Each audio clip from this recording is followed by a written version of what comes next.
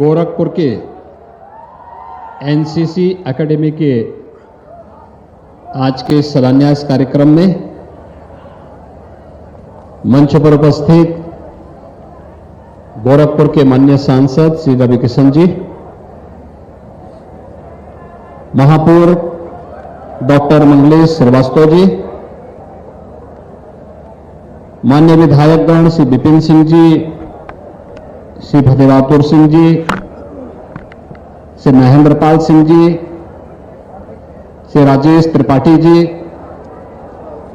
श्री प्रदीप शुक्ला जी, अपर महानिदेशक एनसीसी निदेशालय Uttar Pradesh major general Vijay Vikram Kumar ji, group commander Gorakhpur group brigadier Dipendra Rawat ji, Bharatiya Janata party के जिला के अध्यक्ष युधिष्ठिर सिंह जी, महानगर अध्यक्ष श्री राजेश गुप्ता जी, आज के इस समारोह में एनसीसी से जुड़े हुए हमारे पूर्व व वर्तमान सभी अधिकारीगण, एनसीसी गोरखपुर ग्रुप के हमारे सभी एनसीसी कैडेट्स और इस अवसर पर इस कार्यक्रम के साक्षी बन रहे इस क्षेत्र के सभी उपस्थित नागरिक बंधुओं, बहनों और भाइयों, आज मुझे प्रसन्नता है कि गोरखपुर में राष्ट्रीय कैडेट कोर का यह एनसीसी प्रशिक्षण एकेडमी के शिलान्यास का एक कार्यक्रम यहां पर संपन्न हो रहा है। इस अवसर पर इस गोरखपुर ग्रुप में जो 11 जनपद आते हैं, वहां के सभी युवा साथियों को मैं हृदय से बधाई देता हूं। हम सब जानते हैं कि राष्ट्रीय कैडेट कोर अनुशासन और एकता हमारे युवाओं में आए, इसके लिए आजादी के तत्काल बाद 1948 में देश की संसद में के एक एक्ट के अंतर्गत एनसीसी एकेडमिक एनसीसी निदेशालय का गठन किया गया और यह देश भर के युवाओं को अनुशासन के लिए और एकता के लिए प्रेरित करने वाला दुनिया का सबसे बड़ा वर्दीधारी संगठन होने के साथ ही हमारे युवाओं के लिए इस फील्ड में आकर्षण का और अपने कैरियर को आगे बढ़ाने मिशन मोड पर लेकर के हम लोगों ने यह निर्णय किया कि अधिक से अधिक युवाओं को हम एनसीसी के साथ जोड़ सकें। एनसीसी एकेडमी के माध्यम से उन्हें अच्छा से अच्छा प्रशिक्षण दिया जा सके। इसके लिए मैं धन्यवाद दूंगा कि यहां पे एनसीसी महानिदेशालय ने जो प्रस्ताव दिया था, उस प्रस्ताव के अनुरूप जिला प्रशासन ने लैंड उपलब्ध करवाई और अब प्रदेश सरकार के माध्यमिक शिक्षा विभाग ने धनराशि उपलब्ध करवा करके आज इसके शिलान्यास के कार्यक्रम के साथ हम सब यहां पे जुड़ रहे हैं। वास्तव में अनुशासन के बगैर जीवन में कुछ नहीं हो सकता और यह अनुशासन जीवन में आत्मानुशासन से पैदा होता है। जो आप ड्रिल करते हैं, जो आपका यह प्रशिक्षण होगा, यह आपको आत्मानुशासन के साथ बांधता है। आत्मानुशासन आपको जीवन भर एक सही मार्ग पर आगे बढ़ने के लिए प्रेरित करेगा, एक ऐसा मार्ग देगा जो क्रमबद्ध तरीके से आपको आपकी मंजिल तक पहुंचाने के लिए सदैव आपका मार्गदर्शन करेगा। और उस मंजिल को प्राप्त करने की दिशा में क्या प्रयास होने चाहिए, इसकी एक नई पाठशाला के रूप में एनसीसी एकेडमी हमारे एनसीसी के कैडेट्स को सदैव उनका मार्गदर्शन करते हुए आगे बढ़ने के लिए उन्हें प्रेरित करती रहेगी। तो जहां अनुशासन का पाठ पढ़ाने के लिए और अनुशासन का हमारे जीवन में, वर्तमान में और भविष्य में क्या महत्व है, इसके बारे में जानकारी लेने का एक माध्यम होगा ये। वहीं एकता के बारे में, सामाजिक एकता का क्या महत्व हो सकता है, इस सामाजिक एकता के माध्यम से हम राष्ट्रीय एकात्मता को मजबूती बना करके राष्ट्र की अखंडता के लिए क्या योगदान कर सकते हैं, इसमें भी आपको इस संगठन के माध्यम से एक नया अवसर मिलेगा जानने, सीखने और राष्ट्रभक्ति की भावना से ओतप्रोत होने का एक अवसर आपको प्राप्त होगा। आपने यहां पर देखा होगा लगभग 10 एकड़ लैंड देने के साथ ही 55 करोड़ रुपए यहां पर इस एकेडमी के निर्माण के लिए सरकार के द्वारा उपलब्ध करवाया गया है। यहां पे एडमिनिस्ट्रेटिव ब्लॉक भी होगा, बॉयज और गर्ल्स का हॉस्टल भी होगा और साथ साथ प्लेग्राउंड भी होगा, शूटिंग रेंज भी होगा और भी अन्य तमाम प्रकार की जो सुविधाएं प्रशिक्षण के लिए आवश्यक हैं, उन सभी प्रकार की सुविधाओं से आच्छादित करने का कार्य यहां पर किया जाएगा। और सबसे बड़ी बात यह कि गोरखपुर सिटी से एकदम सटा हुआ है, यानी गोरखपुर सिटी अब इससे भी आगे तक बढ़ चुकी है, काफी आगे बढ़ जा चुकी है। और यहां पर इस 4 लेन हाईवे से सटे हुए इतने अच्छे वातावरण में प्रशस्त लैंड आपको यहां पे प्राप्त हुई है। एनसीसी निदेशालय को भी मैं इसके लिए हृदय से बधाई देता हूं। यहां पे अपर महानिदेशक और ग्रुप, इस ग्रुप के जो इंचार्ज हैं, यहां पे ब्रिगेडियर दीपेंद्र रावत जी ने, गोरखपुर ग्रुप कमांडर ने इसके लिए जो प्रयास प्रारंभ किए, ये दिखाता हमें कि हम थोड़ा भी प्रयास करते हैं तो शासन अपने आप ही उस दिशा में आपको 2 कदम आगे और बढ़कर के सहयोग करने के लिए तैयार रहती है। पहल किए जाने की आवश्यकता है और आपने पहल की तो उस पहल का परिणाम भी आपको सुखद रूप में यहां पर देखने को प्राप्त हुआ है। आज आवश्यकता है हम सब इस बारे में देखें कि जैसे सरकार आप पर हर प्रकार से सहयोग करने को तैयार है, ऐसे ही हमारा प्रयास होना चाहिए कि चाहे वह आपकी पढ़ाई लिखाई का हो, चाहे वह आपको जीवन में प्रशिक्षण दे करके एक सही मार्ग की ओर अग्रसर करने का कार्य हो, ये दोनों कार्य आज सरकार पूरी प्रमुखता के साथ करने का कार्य कर रही है।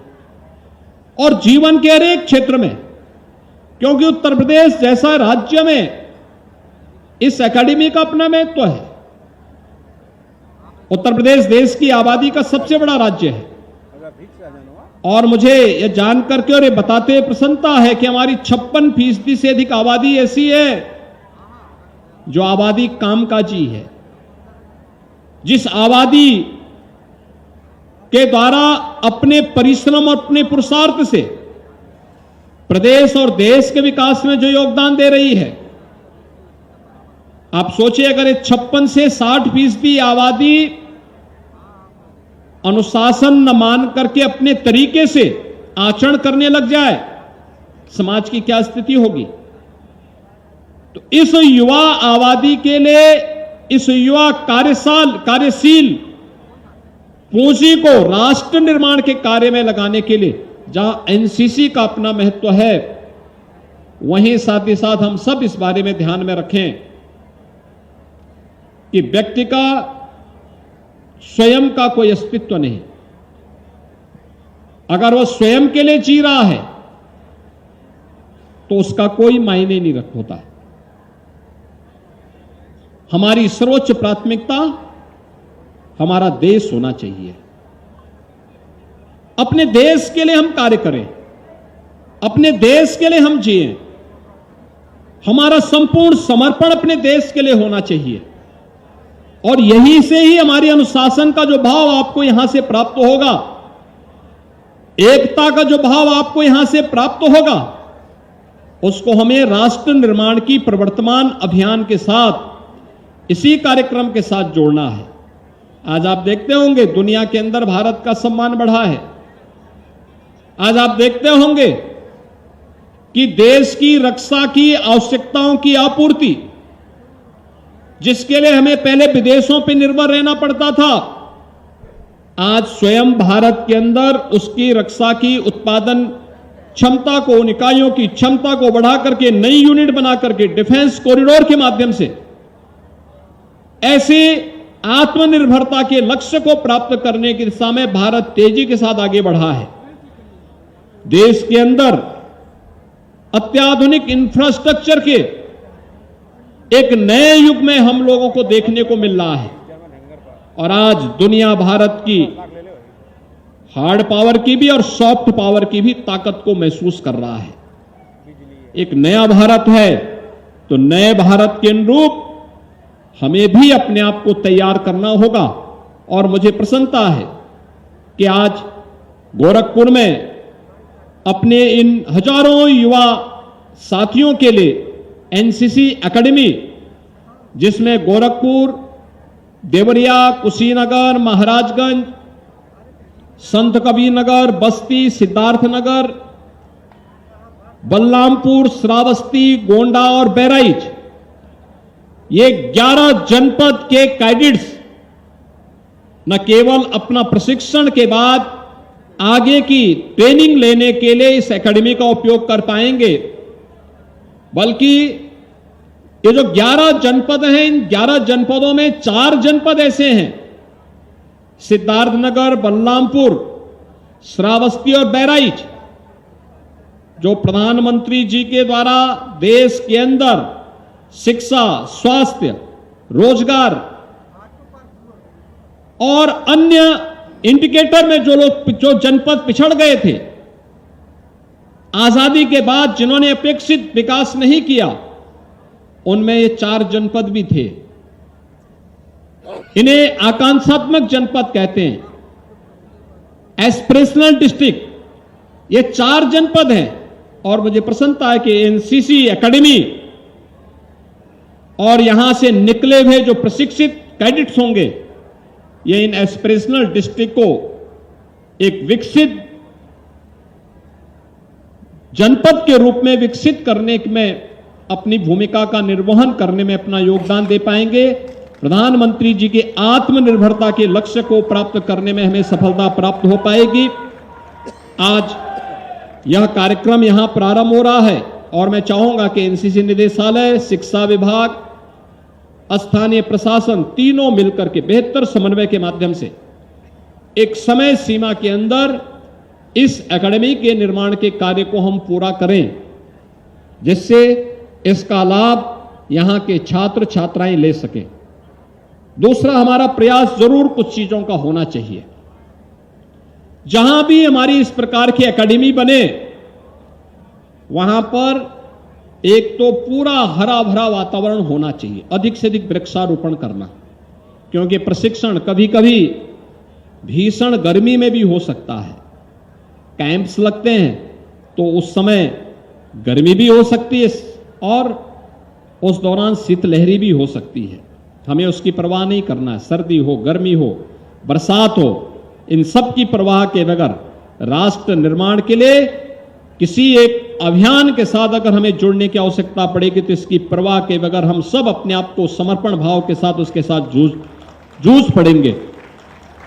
जहां यह भाव हमारे मन में होना चाहिए, हम यह भी तय करें कि इस दौरान हम लोग काफी बनाते समय ही वृक्षारोपण और इस प्रकार के वृक्षों को वहां पर लगाएं, जो यहां की वातावरण के अनुकूल होने के साथ साथ प्रशिक्षण के दौरान कैडेट्स को अच्छा और उत्तम वातावरण देने में सहभागी बन सके। एक काम होना चाहिए। दूसरा, हमारी एकेडमी का जो क्षेत्र हो, उसको प्लास्टिक फ्री करने की दिशा में हमें कार्य करना होगा। पॉल्यूशन फ्री करने के लिए, वो प्लास्टिक का हो, किसी भी प्रकार के सॉलिड एंड लिक्विड वेस्ट का हो, उसके लिए हमें अपनी तैयारी अपने स्तर पर करनी चाहिए और उस प्रकार के मॉडल डेवलप करने चाहिए। प्रयास होना चाहिए कि जिन संस्थाओं में एनसीसी है, सप्ताह में एक दिन अपनी नियमित ड्रिल के साथ ही एनसीसी के कैडेट स्वच्छ भारत मिशन के अभियान के साथ भी वहां जुड़े। स्वच्छता, यह स्वच्छता तमाम प्रकार की बीमारियों से बचाव का उत्तम माध्यम तो है ही, उस माटी के साथ हमारी आत्मीयता को जोड़ने का भी माध्यम बनता है। आपने देखा होगा ये जो 11 जनपद हैं, स्वच्छता का क्या महत्व हो सकता है। यह महत्व इंसेफ्लाइटिस पर विजय प्राप्त होना इसका एक उदाहरण है और इसके लिए हम सबको प्रधानमंत्री मोदी जी के प्रति आभार व्यक्त करना चाहिए, जिनकी प्रेरणा से स्वच्छ भारत मिशन ने इंसेफ्लाइटिस जैसी महामारी को पूरी तरह नियंत्रित किया। इसलिए जिन भी संस्थाओं में हमारी एनसीसी की यूनिट हो, उन सभी संस्थाओं के लिए अनिवार्य होना चाहिए कि नियमित ड्रिल के साथ हम सप्ताह में एक दिन श्रमदान के लिए 1 घंटा उस पूरे परिसर को स्वच्छता कार्यक्रम के साथ भी जोड़ने का काम करेंगे तो आपके कारण पूरे छात्र और पूरी युवा शक्ति इस अभियान के साथ जुड़ करके स्वच्छता के लक्ष्य को भी प्राप्त करने में, मदद करने में अपना योगदान दे पाएगी। आज के इस अवसर पर एक बार फिर से मैं एनसीसी निदेशालय को, इन 11 जनपदों के एनसीसी के सभी कैडेट्स को, एनसीसी के गोरखपुर ग्रुप से जुड़े हुए सभी अधिकारियों को हृदय से इस एनसीसी एकेडमी के लिए बधाई देता हूं और मुझे विश्वास है कि एक समय सीमा के अंदर इसे बना करके हमारे इस 11 जनपद के एनसीसी के कैडेट्स इस सुविधा का लाभ ले पाएंगे। इस विश्वास के साथ आप सबके प्रति मेरी शुभकामनाएं। धन्यवाद। जय हिंद।